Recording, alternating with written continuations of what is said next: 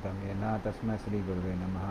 श्रीचैतन्यमनोभीष्टं स्थापितं येन भूतले स्वयं रूपदा मह्यं ददाति सपदान्तिकं। वन्देऽहं श्रीगुरोः श्रीयुतापदकमलं श्रीगुरून् वैष्णवांश्च श्रीरूपं सागरजातां सहगना रघुनाथान्वितं तं सजीवं साद्वैतं स अवधूतं परिजनसहितं कृष्णचैतन्यदेवं श्रीराधाकृष्णपादान् सहगना ललिता श्रीविशाखान्वितांश्च। नमः ओं विष्णुपादाय कृष्णप्रेष्ठाय भूतले श्रीमते भक्तिवेदांत स्वामिनिति नामने। नमस्ते सारस्वते देवे गौरवाणी प्रचारिणे निर्विशेषा शून्यवादी पाश्चात्य देशतारिणे। वाञ्छाकल्पतरुभ्यश्च कृपा सिन्धुभ्यश्च च पतितानां पावनेभ्यो वैष्णवेभ्यो नमो नमः। नमो महावदन्याय कृष्णप्रेम प्रदायते कृष्णाय कृष्णचैतन्य नाम्ने गौरतसे नमः। हे कृष्णा करुणा सिंधु दीनबंधु जगत्पते गोपसा गोपिकांत राधाकांत नमोस्तुते। तप्त कांचन गौरांगी श्री राधे वृंदावनेश्वरी वृषभानुसुते देवी प्रणमामि हरिप्रिये। नीलाचल निवासाय नित्य परमात्मने बलभद्र सुभद्राभ्यां जगन्नाथाय ते नमः। जय श्री कृष्ण चैतन्य प्रभु नित्यानंद श्री अद्वैत गदाधर शिवासादि गौर भक्तवृंद। हरे कृष्णा कृष्णा कृष्णा हरे हरे, हरे राम राम राम हरे हरे। हरे कृष्णा। तो हम लोग 16वां नंबर अध्याय कर रहे थे, जिसमें पहले 8 श्लोकों में हमने देखा था कि जो दिव्य गुण हैं वो कौन कौन से होते हैं और जो आसुरिक गुण हैं वो कौन कौन से होते हैं। तो देवी गुण और आसुरी गुणों के बारे में सुना था। अभी आसुरी गुणों के बारे में भगवान और भी बताते हैं, जो हम लोग श्लोक नंबर 9 से कवर करेंगे।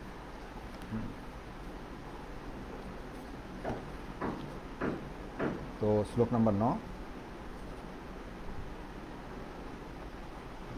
तो भगवान बताते हैं उसमें, एताम दृष्टिम अवष्टभ्य नष्टात्मानो अल्पबुद्धया भवन्ति उग्र का कर्माणः क्षयाय जगतो हिता अहिता। तो एताम दृष्टिम अवष्टभ्य, तो जिसकी ये आसुरिक दृष्टि होती है उसके साथ क्या होता है, नष्ट आत्माना अल्प बुद्धया। तो ऐसे लोग कम बुद्धि वाले होते हैं और स्वयं को नष्ट करने वाले कार्य करते हैं। तो ऐसे लोग वो कार्य करते हैं जो स्वयं को ही नष्ट कर देंगे, इसलिए वो लोग क्या करते हैं, इसलिए उनको अल्प बुद्धि वाला कहा गया है। प्रभवंदी उग्र कर्माणा छाया जगतो अहिता, इसलिए वो लोग क्या करते हैं, वो कार्य करते हैं जो बहुत कष्ट देने वाले हैं और इस संसार को भी क्षय करने वाले हैं। तो ऐसे कार्य करते हैं जो स्वयं को तो क्षय करेंगे ही करेंगे, संसार को भी क्षय करेंगे। तो जैसे उदाहरण खासकर जो आता है कि समाज में हम लोगों ने अलग अलग देश बांट लिए हैं, झगड़ा होता है और सबके सब अब न्यूक्लियर बम बना के बैठे हुए हैं। और वो न्यूक्लियर बम की वजह से क्या होता है, हमेशा डर लगा रहता है कि न्यूक्लियर वॉर ना हो जाए। और सबको मालूम है कि अगर एक देश से न्यूक्लियर वेपन जाता है तो अगला देश तो बर्बाद होगा, वो देश भी बर्बाद होगा। लेकिन जब व्यक्ति की आसुरिक दृष्टि होती है तो इन चीजों को वो नहीं देख पाता है। और उग्र कर्माणा इसलिए बोलते हैं क्योंकि इन सब कार्य करने के लिए भी अथक परिश्रम करना पड़ता है। हाँ, तो भगवान की धाम अगर जाना है तो ज़्यादा मेहनत नहीं करनी पड़ती है, लेकिन गलत काम करने के लिए बहुत मेहनत करनी पड़ती है।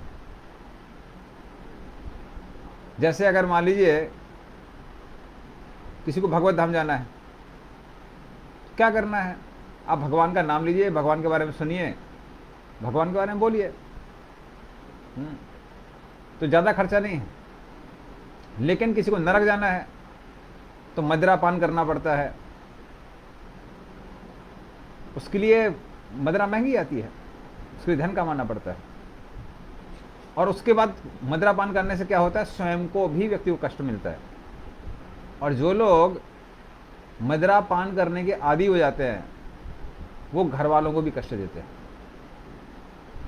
जिस तरह से जो आसुरिक दृष्टि वाले लोग हैं, आसुरिक बुद्धि वाले लोग हैं, वो स्वयं का नाश करते हैं और भगवान का भी नाश करते हैं, दोनों का नाश करते हैं।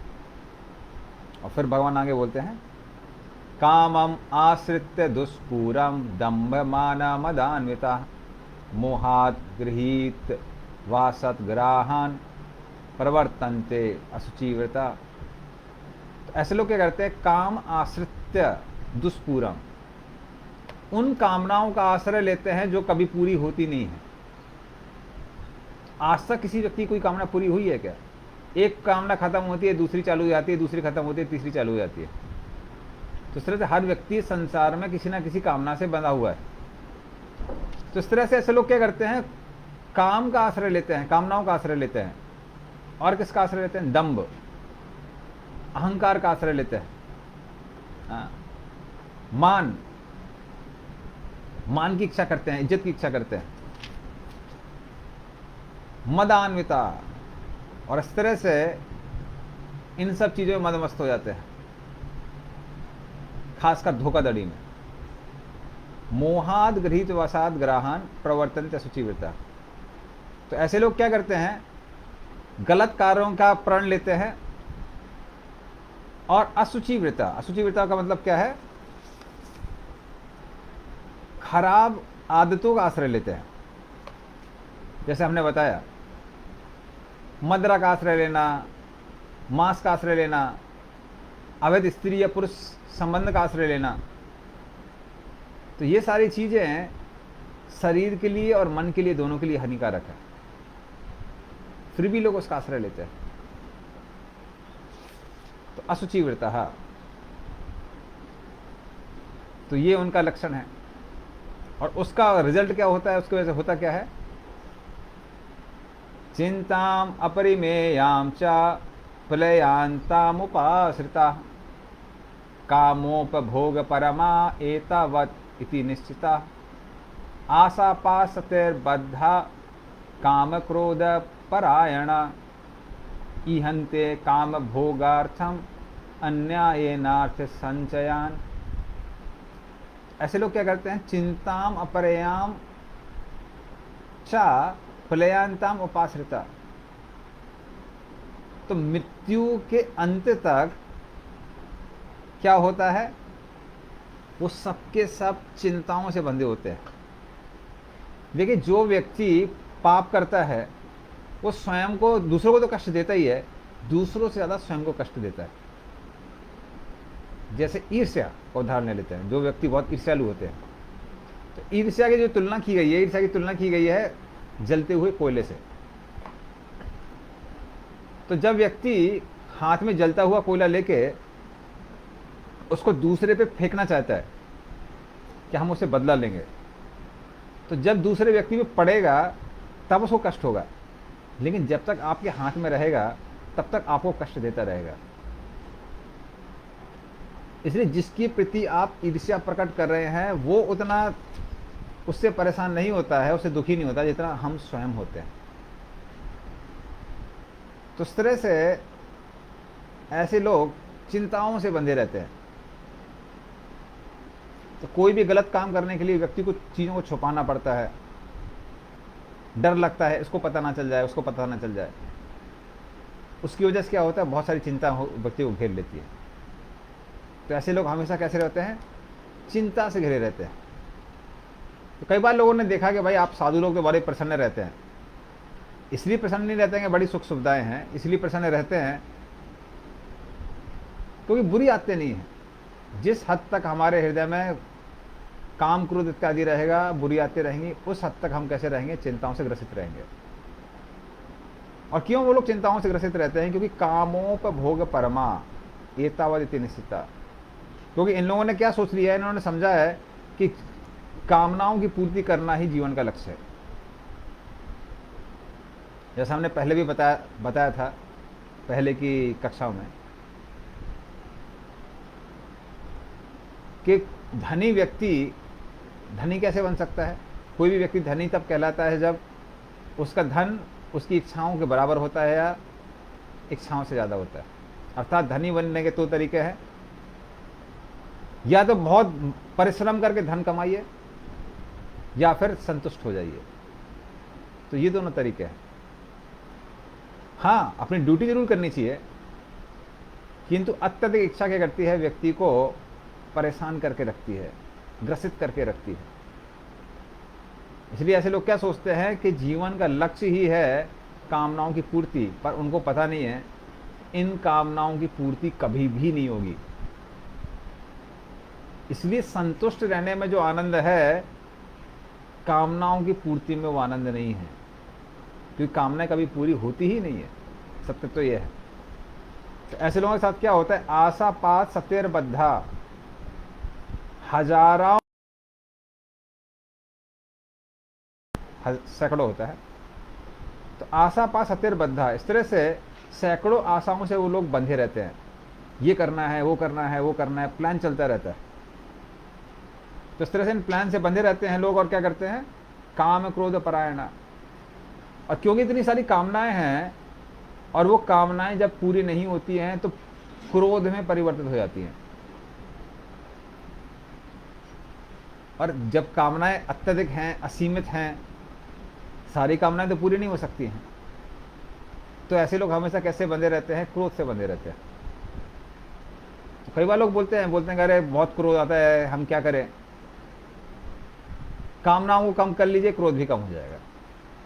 तो जब बहुत आशा हो जाती है व्यक्ति को और आशाएं पूरी नहीं होती हैं तो क्रोध आता है। इसलिए एक जो फॉर्मूला है वो अगर व्यक्ति जीवन में अपनाता है तो क्रोध और परेशानी से काफी हद तक मुक्त रह सकता है। और वो पूरा फॉर्मूला क्या है, वो सिंपल फॉर्मूला है, आशा ही परमम दुखम, निराशा परमम सुखम। मतलब आशाओं को अगर छोड़ देंगे, भौतिक आशाओं को, तो व्यक्ति सुखी रह सकता है, और आशा ही दुख की कारण है। आशाओं को कम कर लीजिए, व्यक्ति सुखी हो जाएगा। तो ईहन्ते काम भोग आर्थम, तो अनन्यार्थ संचया। तो उन इच्छाओं को पूरा करने के लिए व्यक्ति क्या करता है, अत्यधिक परिश्रम करके धन कमाता है। और धन तो फ्री में आता नहीं है, लोग बैठे नहीं है कि भाई आइए आप धन कमा लीजिए, धन ले लीजिए। छोटे में कभी कभी ऐसा लगता था। अच्छा, हमको याद है कि घर वाले बोलते थे पढ़ोगे लिखोगे बनोगे नवाब, खेलोगे कूदोगे बनोगे गंवार। तो हम सोचते ठीक है, पढ़ाई लिखाई करेंगे और उसके बाद में जब पढ़ाई लिखाई कर लेंगे तो अच्छी नौकरी लग जाएगी, नौकरी लग जाएगी तो ज़्यादा मेहनत भी नहीं करना पड़ेगा, धन भी आता रहेगा। लेकिन ऐसा नहीं है। पढ़ाई करिए, नौकरी अच्छी लगेगी, लेकिन नौकरी में भी मेहनत करनी पड़ती है, तब धन आता है। बिना परिश्रम के धन नहीं आता है। और हर किसी को उतना परिश्रम करना पसंद नहीं है। तो इसीलिए क्या होता है, जब व्यक्ति संचय करता है, हाँ, तो उसके लिए परिश्रम करना पड़ता है, जिसके कारण उसको क्या होता है, दुख से बंधा रहता है। तो ये भगवान समझाते हैं। और फिर वो अगले श्लोक में कहते हैं, 13, 14, 15 श्लोक हम एक साथ लेंगे। इदम मध्यमया लब्धम इमं प्राप्स्ये मनोरथम, इदम अस्तीदमपि मे भविष्यति पुनर्धनम, असो मया हता शत्रुर हनिष्ये चापरानपि, ईश्वरो हम अहम भोगी सिद्धो हम बलवान सुखी, आध्यो अभि जनवान अस्मि को अन्यो अस्ति सदृशो मया, यक्षे दास्यामि मोदिष्य इति अज्ञान विमोहिता। उन लोगों की क्या फिलॉसफी है वो यहाँ बताई जाती है। क्या फिलॉसफी है उनकी?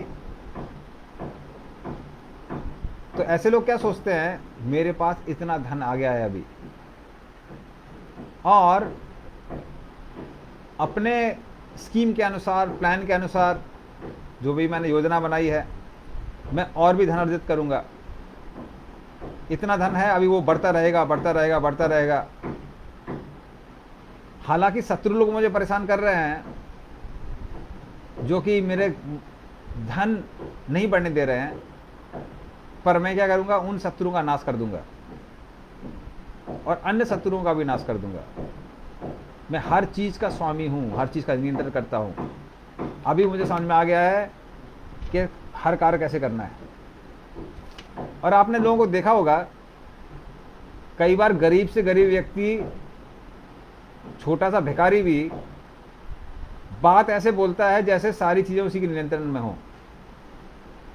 समझ में नहीं आता कि भिखारी है या फिर बड़ा अधिकारी है, तो लगी बड़ी बड़ी डींगे मारते हैं लोग।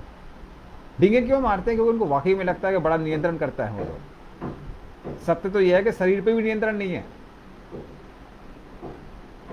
कई बार जब पेट खराब हो जाता है, कितना भी प्रयास करिए, बार बार जाना पड़ता है। कई बार दवाइयां भी काम नहीं करती है, हॉस्पिटल जाना पड़ता है। कुछ बीमारी ऐसी असाध्य बीमारियां हो जाती है कि हॉस्पिटल जाके भी व्यक्ति ठीक नहीं होता है। तो जब शरीर पे नियंत्रण नहीं है, बाकी चीज़ों पे नियंत्रण क्या रहेगा?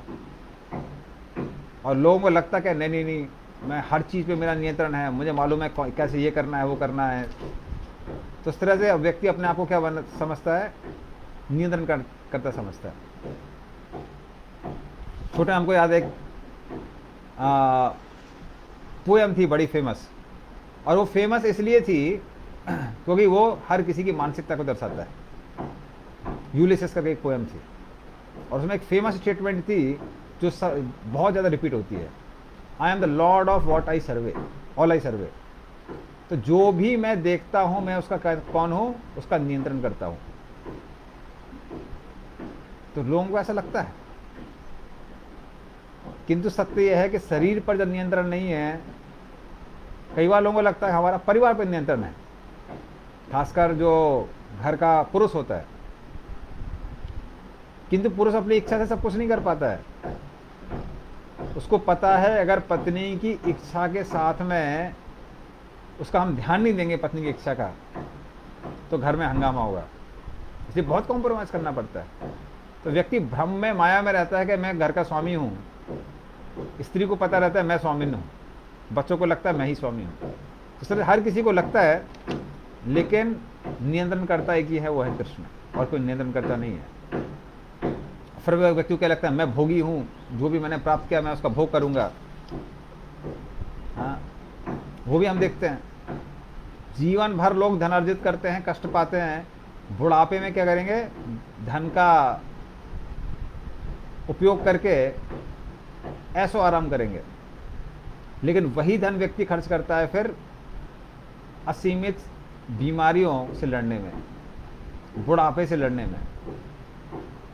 तो व्यक्ति जीवन भर, जवानी भर जो धन अर्जित करता है, बुढ़ापे में उसको गंवाना पड़ता है, उसको खर्च करना पड़ता है, और शरीर बचता नहीं है भोग करने के लायक बुढ़ापे में। तो ऐसे लोग क्या सोचते हैं? मैं हर चीज में सच्चा हूं, शक्तिशाली हूं, खुश हूं, मैं बहुत धनी हूं, मेरे जो सगे संबंधी हैं वो सब के सब बहुत योग्य हैं, मुझसे ज़्यादा कोई शक्तिशाली नहीं है, मुझसे ज़्यादा कोई प्रसन्न नहीं है, खुश नहीं है। और मैं क्या करूँगा? मैं यज्ञ करूँगा, दान करूँगा, इस तरह से अपने पाप करते हुए भी पापों से छुटकारा पाऊँगा, और यहाँ भी भोग करूँगा, मरने के बाद भी भोग करूँगा। तो ऐसे लोग तमोगुण से ग्रसित होकर ऐसा सोचते हैं,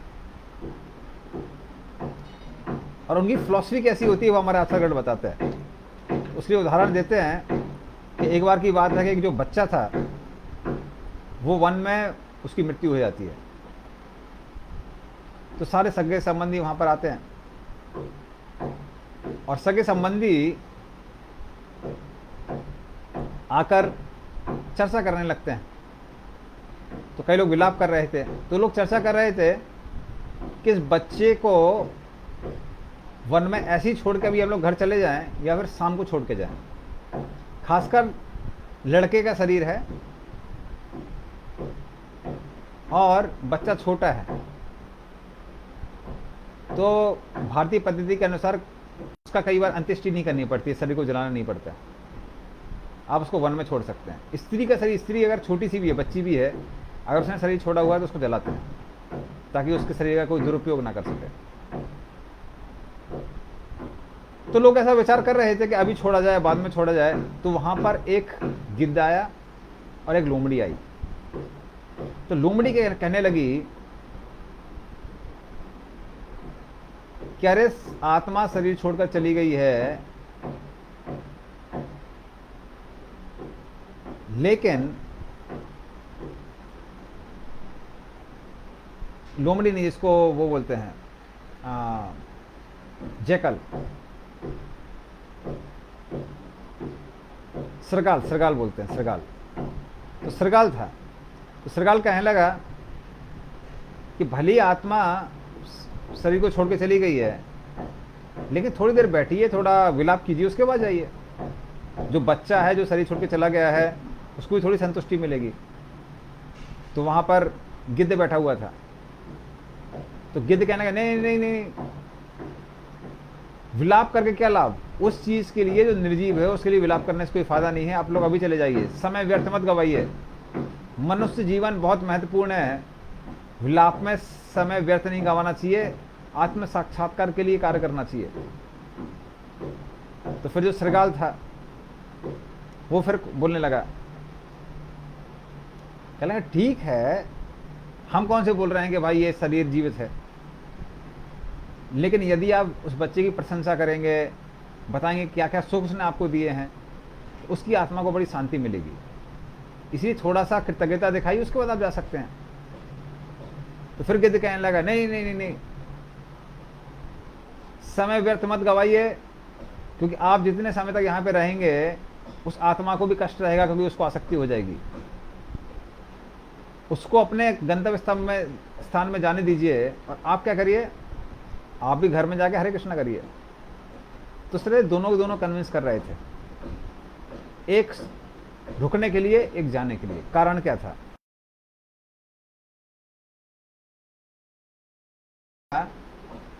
कि जो गिद्ध है वो रात को खाता है, नहीं गिद्ध नहीं, ये सरगाल, और गिद्ध खाता है दिन में।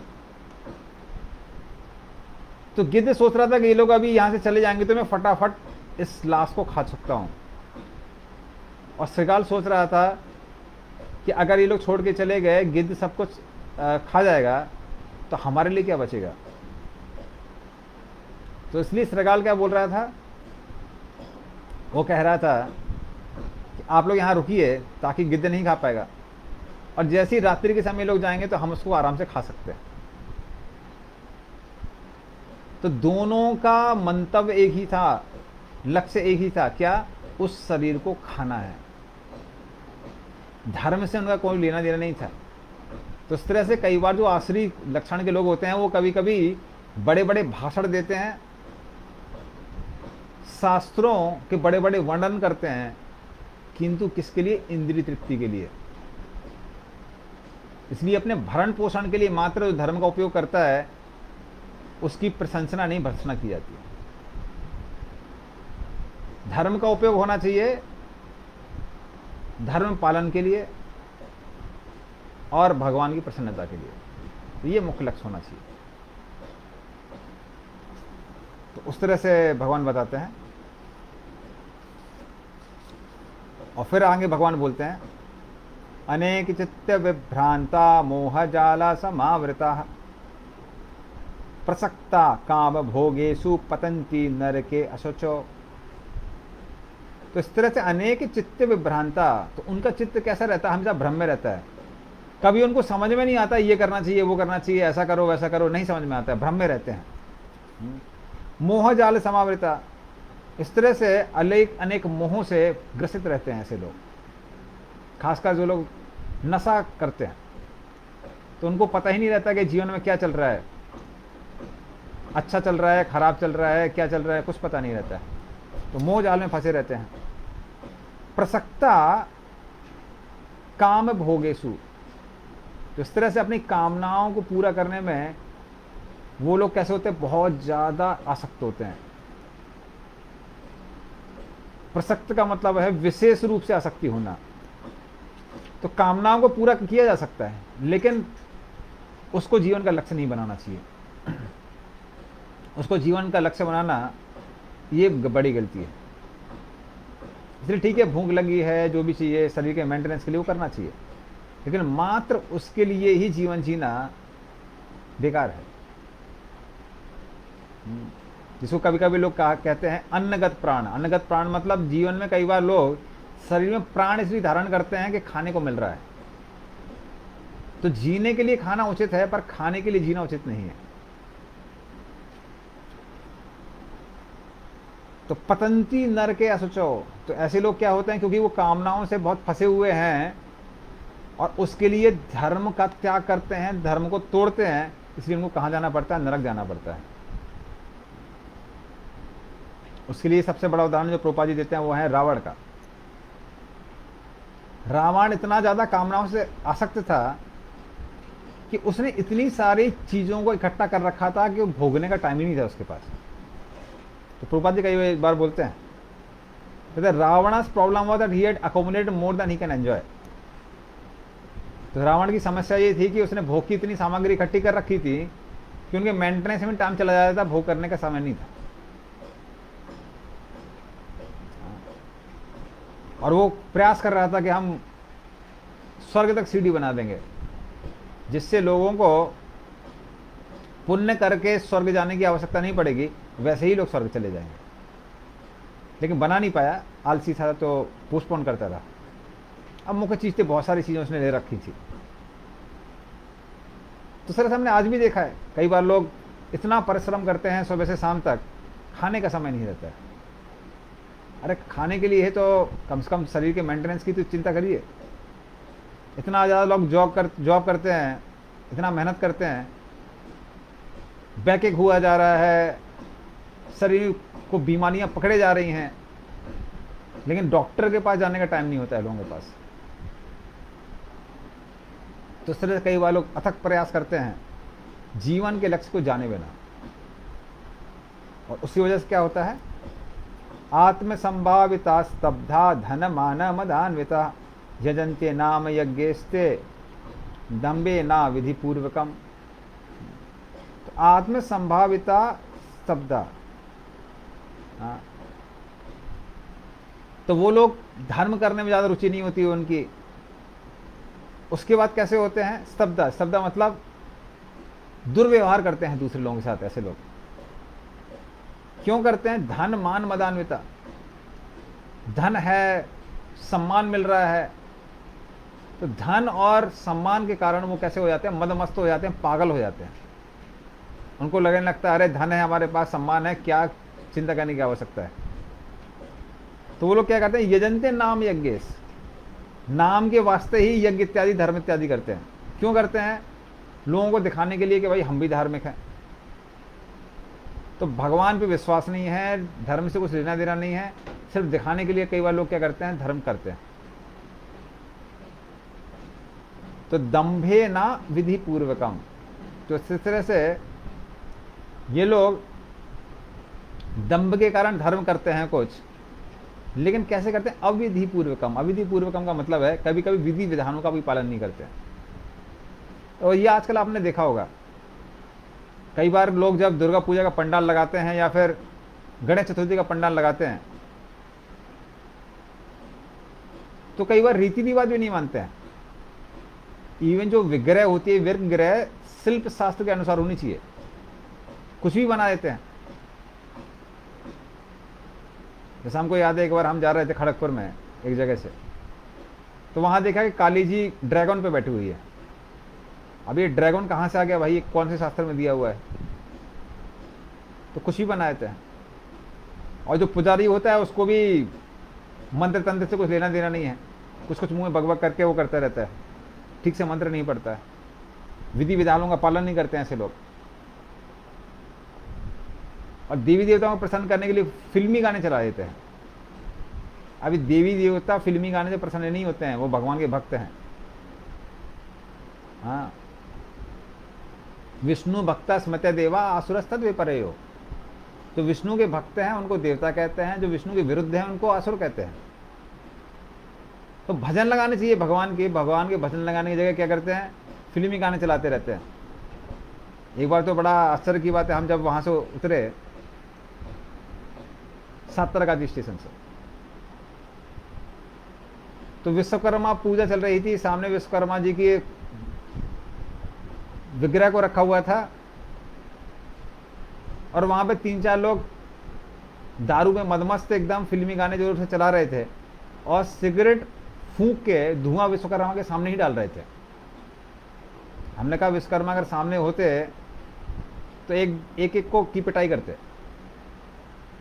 उनको वो ये भी नहीं पता है कि किसी के मुंह में अगर धुआं फेंकते हैं तो उसको कष्ट होता है, उसको सुख नहीं मिलता है। तो ऐसे लोग विधि विधानों का पालन नहीं करते हैं। तो ऐसे ही जो पूजा होती है वो मात्र दिखाने के लिए होती है कि भाई हमने भी बड़ी पूजा की है। इसलिए विधि विधानों का पालन करना आवश्यक है अगर कोई देवी देवताओं की पूजा कर रहा है तो लेकिन ऐसे लोग विधि विधानों का पालन नहीं करते हैं। और फिर क्या होता है? अहंकारम बलम दर्पम कामम क्रोधम च संश्रिता मम आत्म पर देहेशु प्रद्विषंतो अभ्यसूय कहा। उसके बारे में बताते हैं इस तरह से मिथ्या अहंकार से ग्रसित, अपनी शक्ति में मदमस्त, घमंड से भरे हुए, काम क्रोध के परायण ऐसे जो असुर लोग होते हैं वो भगवान से ही ईर्ष्या करने लगते हैं। वो कहते हैं अरे कौन भगवान है, मैं ही भगवान हूं। तो कई बार दिखाने का प्रयास करते हैं कि भगवान में विश्वास करते हैं, पर कई बार उन लोगों को भगवान में विश्वास होता नहीं। हमको याद है इस्कॉन के एक वरिष्ठ भक्त हैं, वो एक बार बता रहे थे को उनको एक कॉलेज में प्रोग्राम करना था, लेकिन प्रोग्राम का जो मेन इंचार्ज था कॉलेज में, कल्चरल इंचार्जेस होते हैं, तो एक प्रोफेसर था। प्रोफेसर का नाम था प्रोफेसर मेबी। तो उनके साथ में हमारे भक्त ने कई दिनों तक वार्तालाप किया और प्रोफेसर मेबी कहने लगे नहीं नहीं नहीं, हम क्रिश्चियन हैं, हम लोग जिस भगवान को मानते हैं वही भगवान है, बाकी सब झूठे हैं। और तर्क वितर्क चल रहा था कई दिनों तक। और ये प्रोफेसर मेबी की जो पुस्तकें हैं बहुत सारे स्कूलों में अमेरिका में चलती हैं, बहुत बड़े ईसाई कहलाते हैं। लेकिन तर्क वितर्क में कई दिन हो बीत गए और प्रोफेसर मेबी पराजित हो गए। तो बोले वैसे भी ठीक है, क्या फर्क पड़ता है, भगवान तो है ही नहीं। तो हमारे भक्त कहने लगे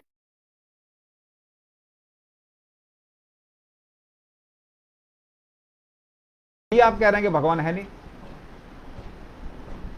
तो वो कहने लगे कि भगवान नहीं है, क्या फर्क पड़ता है, आप भी प्रोग्राम कीजिए, हम भी प्रोग्राम करते हैं। तो वह भक्त कहने लगे maybe there is God, कम से कम हो सकता है भगवान वहां पर हो। कह रहे नहीं है, हमको कंफर्म हो गया भगवान नहीं है। तो ये भक्त बड़े आश्चर्यचकित हो गए कि इतना बड़ा व्यक्ति जिसकी धार्मिक पुस्तकें बहुत सारे स्कूलों में चलती हैं, उस व्यक्ति को ही विश्वास नहीं है कि भगवान होते हैं या नहीं होते। यह एक घोर आश्चर्य की बात है। आश्चर्य की बात नहीं है, ऐसे लोग दिखावे के लिए क्या करते हैं, धर्म परायणता दिखाते हैं। और खैर उस व्यक्ति ने बोला भी साफ साफ, वो व्यक्ति बोला कि मैं तो धन कमाने के लिए ही दिखा रहा हूं कि भगवान है, वैसे भगवान नहीं है। तो इस तरह से ऐसे लोग कई बार भगवान से भी ईर्ष्या करते हैं या मानते नहीं है भगवान हैं। तो वो भगवान जो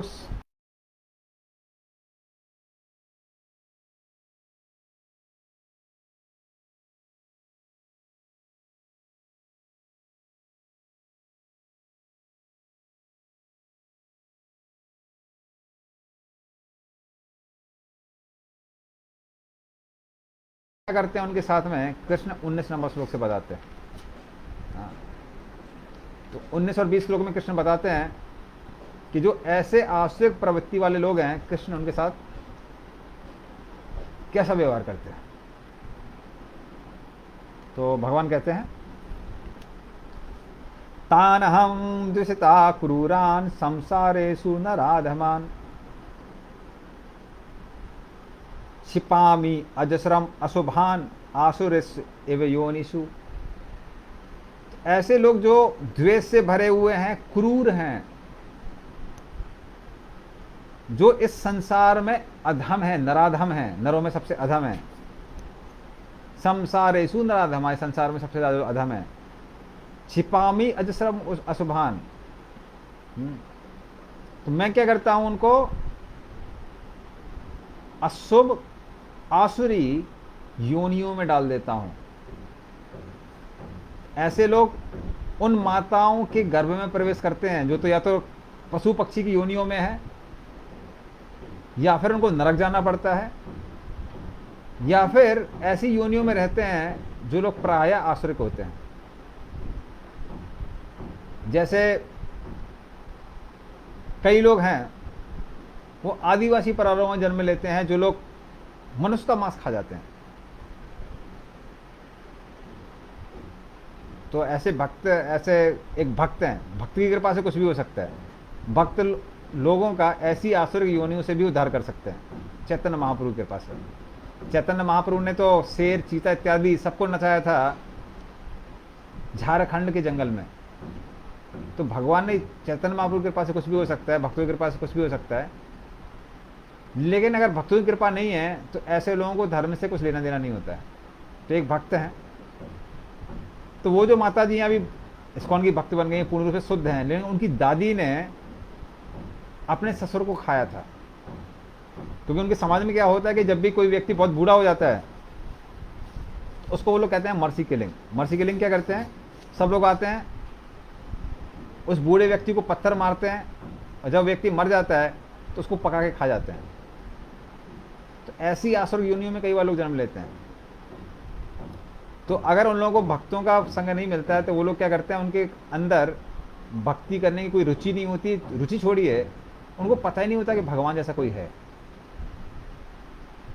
तो ऐसी योनियों में उनका क्या होता है, जन्म होता है। और फिर आसुरीम योनि मापन्ना मूढ़ा जन्मनि जन्मनि मन अप्राप्य व कौन्तेय ततो यान्ति अधमाम गतिम। तो बार बार, अपन्ना का मतलब होता है बार बार। बार बार उनको क्या होता है, ऐसे मूर्ख लोगों को आसुरिक जीवन में, योनियों में आते रहना पड़ता है। ऐसे आसुरिक जीवन में और आसुरिक योनियों में वो लोग आते हैं, फिर पाप करते हैं, फिर पापों का परिणाम मिलता है। तो इस तरह से जन्मों जन्मों तक उन लोगों को कष्ट भोगना पड़ता है। और इसीलिए अप्राप्य माम अप्राप्य एवा, और वो मुझे प्राप्त नहीं कर पाते हैं जन्म जन्म तक। क्योंकि जब पता ही नहीं है कि भगवान कौन है या भगवान जैसा कोई है तो प्राप्त क्या करेंगे। और धीरे धीरे करके क्या होता है, वो लोग अधम गति को प्राप्त कर देते हैं, मतलब नरक इत्यादि जाते हैं। तो खासकर आजकल कई चीजें तो बहुत अलाउड भी हैं। जो लोग भ्रूण हत्या करते हैं वो मनुष्य के मर्डर जैसा है। क्योंकि बच्चे में जीवन कब आता है, पिता के वीर से ही जीवन आ जाता है। श्रीमद् भागवत में एक श्लोक आता है जो ये बताता है, कर्मणा दैव नेत्रेणा जंतुर्देहोपपत्तये स्त्रिया प्रविष्ट उदरम पुंसो रेता कणाश्रय। तो भगवान बताते हैं, एक कपिल देव की वाणी है, कर्मणा दैव नेत्रेणा, अपने कर्मों के अनुसार देवता लोग क्या करते हैं, देवताओं की निगरानी में देव नेत्रेणा जंतुर्देहोपपत्तये, जंतु को किसी को भी एक शरीर प्राप्त होता है। वो कैसे होता है, स्त्रिया प्रविष्ट उदरम, तो वो जीवन स्त्री के गर्भ में प्रवेश करता है। किसके द्वारा, पुंसो रेता कणाश्रया। तो वो पहले पिता के वीर का आश्रय लेता है और फिर माता के गर्भ में प्रवेश करता है। तो जीवन कब से है, पहले से जीवन है। इसलिए कभी भी व्यक्ति अगर अबॉर्शन कर रहा है तो वो उसको किसका फल मिलता है, उसको मर्डर का फल मिलता है। और आजकल लोग उसमें हिचकिचाते नहीं है। तो इस तरह से व्यक्ति आसुरिक जीवन को प्राप्त करता है। तो अर्जुन जब सुनता है कि बाप रे इतने सारे दुर्गुण हैं, इतने सारे दुर्गुणों को हम एक साथ कैसे छोड़ सकते हैं, बड़ा मुश्किल है इनको छोड़ना। एक दो तो होते, भगवान ने तो इतने सारे दुर्गुण बताए हैं। तो कृष्ण बोलते हैं चिंता मत करो, 3 दुर्गुणों को अगर तुमने छोड़ दिया तो सारे दुर्गुण वैसे ही खत्म हो जाते हैं। वो कौन कौन से हैं? त्रिविधम नरकस्येदम द्वारम नाशनम आत्मनः कामा क्रोधस्तथा लोभस तस्मात् एतत्त्रयम् त्यजेत्। तो भगवान कहते हैं त्रिविधम नरकस्येदम, ये 3 चीजें हैं जो व्यक्ति को नरक की ओर लेके जाती हैं। द्वारम नाशनम आत्मनः, और जो आध्यात्मिक जीवन में क्या करती हैं? नाश करती हैं, आत्मा को अधोगति की ओर लेके जाती हैं। वो कौन सी हैं? काम, क्रोध, लोभ। इसलिए भगवान बोलते हैं तस्मात् एतत्त्रयम् त्यजेत्। इसलिए क्या करना चाहिए? उनका त्याग कर देना चाहिए। और उसमें भी जो सबसे ज्यादा महत्वपूर्ण वो है काम। काम पूरा हो जाता है तो वो लोभ में बदल जाता है। जितना धन आदमी व्यक्ति कमाता है, जितनी इच्छा है उतना मिल जाता है, तो व्यक्ति को लगता है अरे इतनी इच्छा करी, धन मिल गया, और धन मिलना चाहिए, और धन मिलना चाहिए। तो व्यक्ति किसमें फंस जाता है? लोभ में। और काम अगर पूरा नहीं होता है तो क्रोध में बदल जाता है। तो इस तरह से क्रोध और लोभ काम के ही क्या है? एक गुण है। इसलिए कभी कभी क्रोध को कामानुज कहा जाता है। कामानुज का मतलब है काम अनुज, काम का छोटा भाई। तो जैसे माता के गर्भ से पहले छोटा भाई प्रकट होता है, बड़ा भाई प्रकट होता है, फिर छोटा भाई प्रकट होता है, उसी तरह से पहले काम आता है, काम में विघ्न पड़ता है तो क्रोध आता है, पूरा हो जाए तो भी लोभ आता है। जैसे काम, क्रोध, लोभ अगर ये 3 छोड़ दिए, अगर व्यक्ति धार्मिक कार्यों से जो भी प्राप्त हो रहा है उससे संतुष्ट है, भक्ति करने से संतुष्ट है, तो वो आसुरिक योनियों से बच सकता है, आसुरिक गुणों से बच सकता है। तो इसलिए भगवान कहते हैं कि जो बुद्धिमान व्यक्ति है उनको भी इसका त्याग करना चाहिए। एतेर विमुक्ता कौन्तेया तमो द्वारे स्त्रिभेद नरः आचरति आत्मना श्रेयस ततो याति पराम गतिम। और जो व्यक्ति इन काम, क्रोध, लोभ, इन तीनों से मुक्त हो जाता है वो नरक के द्वार से मुक्त हो जाता है, अर्थात उसको नरक नहीं जाना पड़ता है। तो भगवान कहते हैं हे कुंती पुत्र, इसीलिए जो भी आत्म साक्षात्कार के लिए जरूरी है उसको करो, काम, क्रोध, लोभ को छोड़ दो। इसलिए हम लोग बोलते हैं 4 नियम का पालन कीजिए, मांसाहार मत कीजिए, अवैध स्त्री पुरुष संबंध मत कीजिए, मदिरापान मत कीजिए, और जुआ मत खेलिए। 4 चीजों का पालन कीजिए जिससे व्यक्ति पाप से बचा रहेगा। और क्या कीजिए? हरे कृष्ण महामंत्र करिए, हरे कृष्ण कृष्ण कृष्ण हरे हरे, हरे राम राम राम हरे हरे। तो हरे कृष्ण महामंत्र करिए जिससे आध्यात्मिक विकास होगा। भक्तों का संग करिए, गीता भागवतम का पाठ कीजिए, और 4 नियम का पालन कीजिए। उससे क्या होगा? धीरे धीरे करके व्यक्ति परम गति कृष्ण को प्राप्त करेगा, गोलोक वृंदावन जा सकता है। तो ऐसे व्यक्ति को भगवान के धाम जाने का मौका मिलता है अगर वो इन चीजों का पालन करता है। लेकिन इनका पालन करना कैसे चाहिए, ये भगवान अगले श्लोक में कहते हैं। या शास्त्र विधिम उत्सृज्य वर्तते काम कारतः न स सिद्धिम अवाप्नोति न सुखम न पराम गतिम। तो भगवान बोलते हैं शास्त्रों की विधि के अनुसार कार्य करना चाहिए, धर्म करना चाहिए। शास्त्रों में क्या दिया है? जैसे हरे कृष्ण महामंत्र कहाँ दिया? कलिसुंदर अनुपनिषद में दिया है, उससे हम लोगों ने लिया है। हरे कृष्ण कृष्ण कृष्ण हरे हरे, हरे राम राम राम हरे हरे। इति पुंसार पिता विष्णु नहीं, इति सोत्स्कम नाम कली कलमस नाशनम नाथा परतरोपाया सर्वेदेश दृश्यते। इति सोत्स्कम नाम 16 शब्द का जो ये मंत्र है, कली कलमस नाशनम, कलयुग के सारे कलमनों का नाश करने वाला है। नाथा परतरो उपाया, हे नाथ इसके अलावा और कोई उपाय नहीं है। सर्वे वेदेषु दृश्यते, सारे वेदों को देखने के बाद। फिर एक अन्य पुराण में कृतु मुनि, जहां तक हमको याद है, हाँ, तो वो भी कहते हैं, वृषभानु महाराज जो राधा रानी के पिता हैं, उनको कहते हैं कि आप हरे कृष्ण महामंत्र कीजिए, इससे आपको राधा रानी की प्राप्ति होगी। उसमें भी कहते हैं। तो ये शास्त्रों में दिया हुआ है, 17 शास्त्र के तो कोट हमने भी देखे हुए हैं हरे कृष्ण महामंत्र के। तो इस तरह से अग्नि पुराण में भी आता है, कई जगह आता है। तो शास्त्रों के अनुसार करना है धर्म, मन गणित नहीं करना है। तो जब तक शास्त्र सुनेंगे नहीं तब तक करेंगे कैसे? इसलिए भक्तों के संग में आना चाहिए और इन शास्त्रों को सुनना चाहिए, और इसके अनुसार व्यक्ति को शास्त्रों के नियमों का पालन करना चाहिए। इससे क्या होगा, धीरे धीरे करके व्यक्ति का आध्यात्मिक विकास होगा। लेकिन जो व्यक्ति क्या करता है, शास्त्रों के विधि विधान का पालन नहीं करता है, अपनी इच्छा से कुछ कुछ करता है या इच्छाओं की पूर्ति के लिए ही कार्य करता है, तो क्या होता है, ना सा सिद्धि मापनोति, उसको जो भी वो कर रहा है उसकी सिद्धि प्राप्त नहीं होती है, ना सुखम, इस संसार में सुख प्राप्त नहीं होता है, ना परम गतिम, उसको परम गति या कृष्ण का ग्रह गोलोक वृंदावन भी प्राप्त नहीं होता है। तो दोनों चीजें ही व्यक्ति को प्राप्त नहीं होती हैं। इसलिए अगर जीवन में भी कुछ करना है तो शास्त्रों के अनुसार होना चाहिए। और ये हमने देखा हुआ है कि जब भक्त लोग खासकर भक्ति करते हैं शास्त्रों के नियमों के अनुसार, तो इस जीवन में भी सुखी रहते हैं। कई बार लोग बोलते हैं, अरे आप इस्कॉन वाले प्याज लहसुन नहीं खाते हैं, कहाँ टेस्ट में कुछ आनंद आएगा। लेकिन ऐसे लोगों को जब वो इस्कॉन के मंदिर आते हैं और हम उनको प्रसाद खिलाते हैं, उनको समझ में आ जाता है कि इन लोगों को खाने का मालूम है कैसे खाया जाता है। तो भक्त लोग जैसा कुकिंग करते हैं, जैसा खाते हैं, खिलाते हैं, ऐसा आप अन्न कहीं नहीं देखेंगे। इसलिए भक्त लोग जब बाहर जाते हैं तो काफ़ी विजिट करते हैं बाहर, धाम, कोई ना कोई धाम जाते रहते हैं।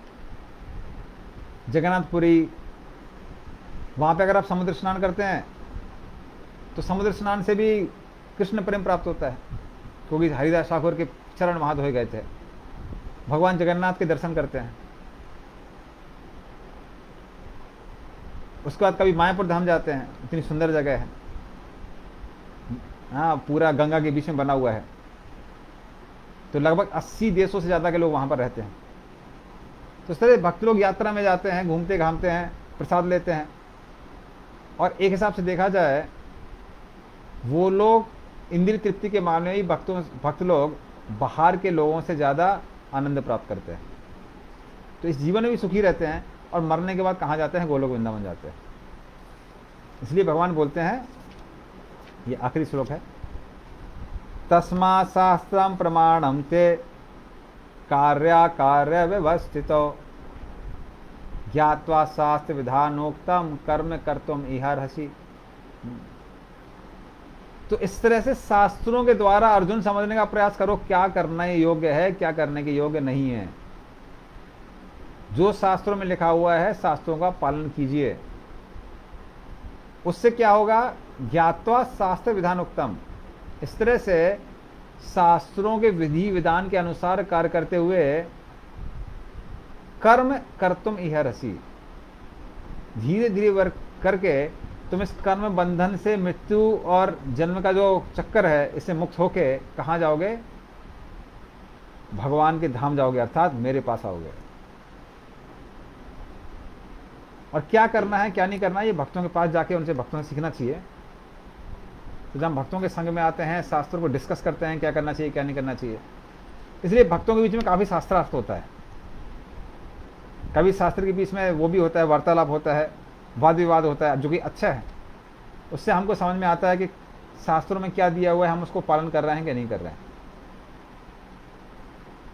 तो भक्तों के बीच में भक्तों का संग कीजिए, हरे कृष्ण महामंत्र कीजिए और गोलोक वृंदावन जाइए।